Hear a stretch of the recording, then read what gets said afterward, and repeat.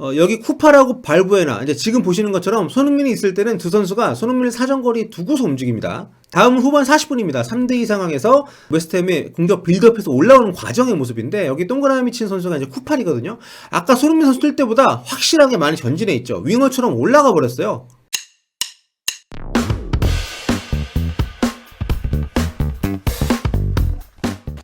토트넘이 3대0으로 앞서던 경기를 3대3 무승부로 끝냈습니다. 옵타 기록에 따르면 프리미어리그 역사상 후반 36분까지 0대3으로 지고 있던 팀이 동점을 만들어낸 게 이번이 처음이랍니다. 그만큼 보기 드문 결과, 웨스트햄에게는 기적, 토트넘에게는 어처구니 없는 낭패였죠. 손흥민 선수가 경기 끝난 뒤 인터뷰에서 말한 대로 정말 진 것 같은 무승부가 되어버렸습니다. 종료 10분을 남겨놓고 3대0으로 앞서던 경기를 3대3 무승부로 끝낸 것은 누가 봐도 이례적인 정말 실패작이라고 할 수 있는 거죠. 쫓아가는 팀이 잘해서인 경우도 있고 앞서가던 팀이 패착을 둬서인 경우도 있는데 저는 오늘 이 경기 토트넘이 스스로 무너진 면이 있다고 봅니다. 그래서 오늘 이 분석은 토트넘이 왜 빌미를 내줬는지 그리고 손흥민이 빠진 게 정말 토트넘의 가장 큰 패착이었는지 이 부분에 중점을 두고 말씀을 드리도록 하겠습니다. 개인적으로는 무리뉴 감독의 책임이 작지 않다고 보거든요. 관련해서 인터뷰 하나 보고 가시죠. For some reason they dropped off us in the second half and didn't try to kill the game off and I thought we grew in it.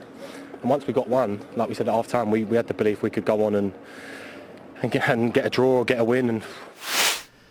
웨스트햄 에이스죠. 데클란 라이스 인터뷰인데요. 굉장히 중요한 내용입니다. 토트넘이 후반전에 밀어붙이질 않더라. 우리 숨통을 끊질 않더라. 이런 뜻인데요. 이게 왜 중요하다고 말씀을 드리냐면 웨스트햄 선수들이 스스로 이거 거의 끝났다 이렇게 생각을 했었다는 거예요. 그런데 토트넘이 적당히 하는 모습을 보면서 희망을 품었다는 겁니다. 이거 안 질 수도 있겠는데?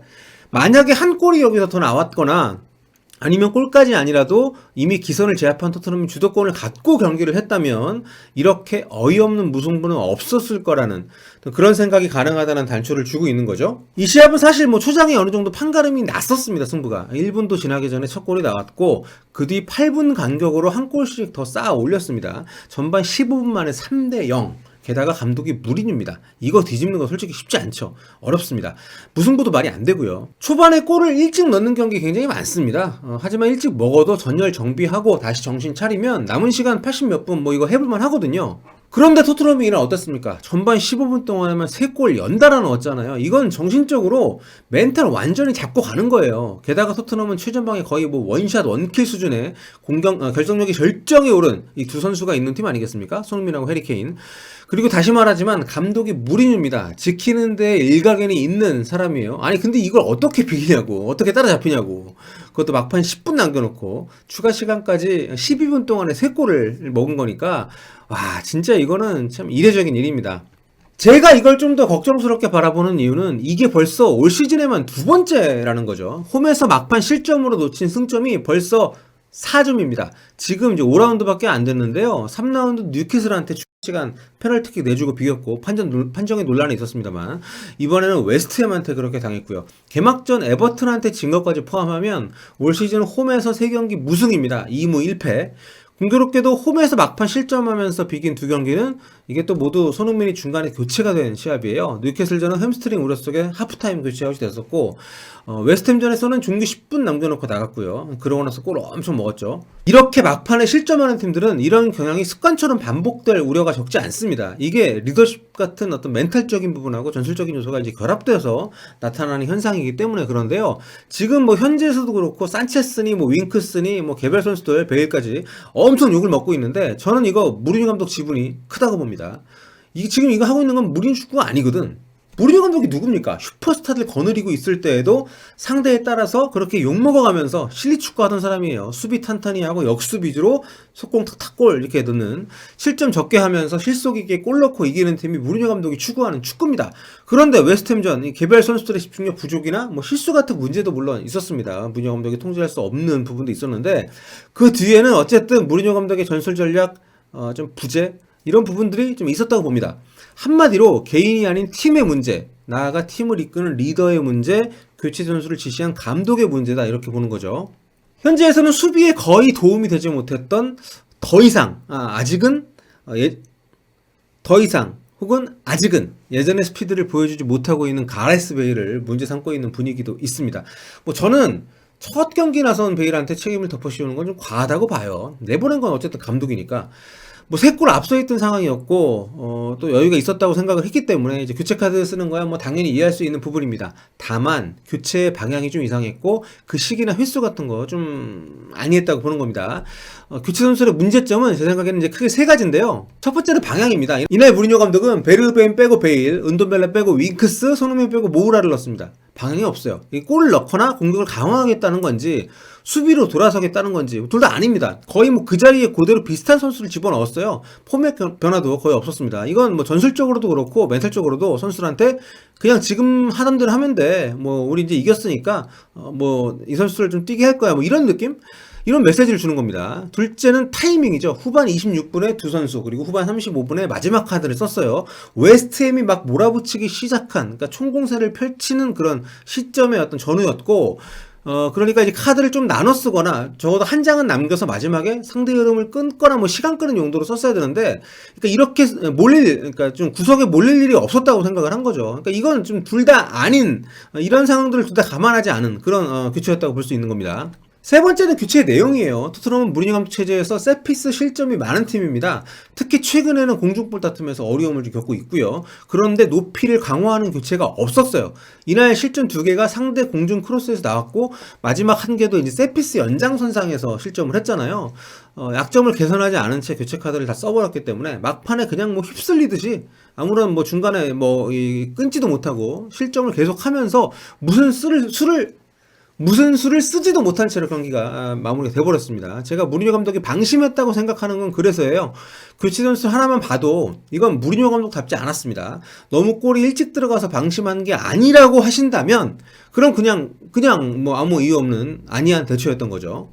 교체 전술 관련해가지고 가장 뼈아팠던 것은 세 번째 카드라고 생각합니다. 손흥민을 빼고 루카스 모우라를 넣었는데 이게 이제 후반 35분이었고요.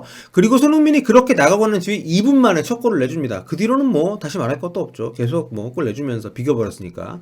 손흥민을 뺀 게 비극의 시작이었다고 말하는 건 단순히 국뽕이나 손뽕 이런 거 아닙니다. 이날 웨스트햄은 5백을 썼는데요. 5-4-1 기반으로 공격 숫자를 크게 늘리지 않으면서 뒤로 좀 물러나는 경기를 했어요.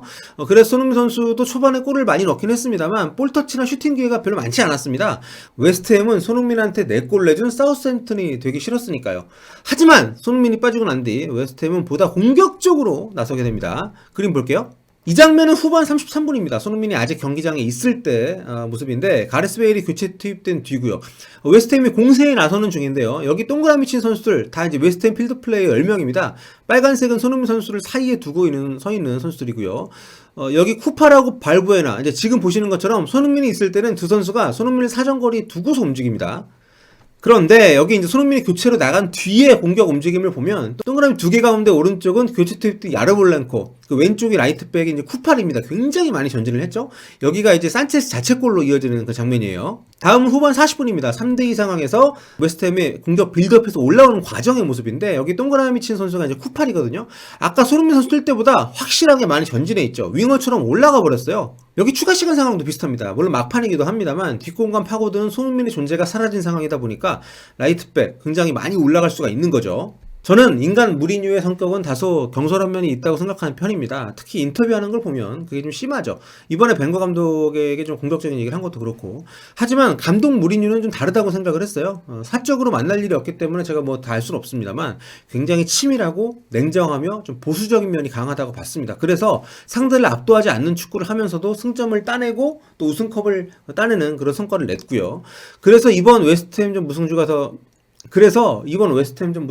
아쉽게 느껴지는 겁니다. 물론 선수들의 실수하고 집중력 부족을 탓하지 않을 수는 없습니다.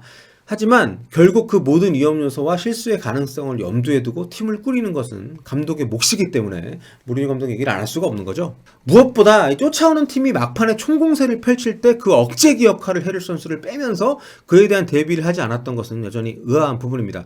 방심한 게 아니라면 해석이 어려운 대목이고요. 물론 손흥민을 늘 풀타임 뛰게 하라는 거 아니에요. 하지만 지금 손흥민 선수 득점 1위고 또 뒷공간 때리는 데에는 정말 최적화된 선수 아닙니까? 이런 선수를 빼면서 수비적인 보완도 이루어지지 않은 채로 경기를 진행을 했다는 거, 감독 스스로 말한 것처럼 퍼니쉬드, 그러니까 응징당할 때도 있다는 것을 무리뉴 감독이 염두에 두지 않았다는 게 좀 놀랍다는 얘기죠. 최강의 공격력으로 무장한 토트넘. 하지만 다시 말씀드립니다만 이 토트넘의 공격력은 팀의 공격력이라기보다는 아직은 손흥민과 케인 두 선수에게 의존도가 큰 그런 결과입니다. 남은 시즌 토트넘이 이 난관을 어떻게 극복을 할지, 공격 의존도를 다변화하고 또 수비 허점 메울 수 있을지 좀 관전 포인트가 될 것 같은데요.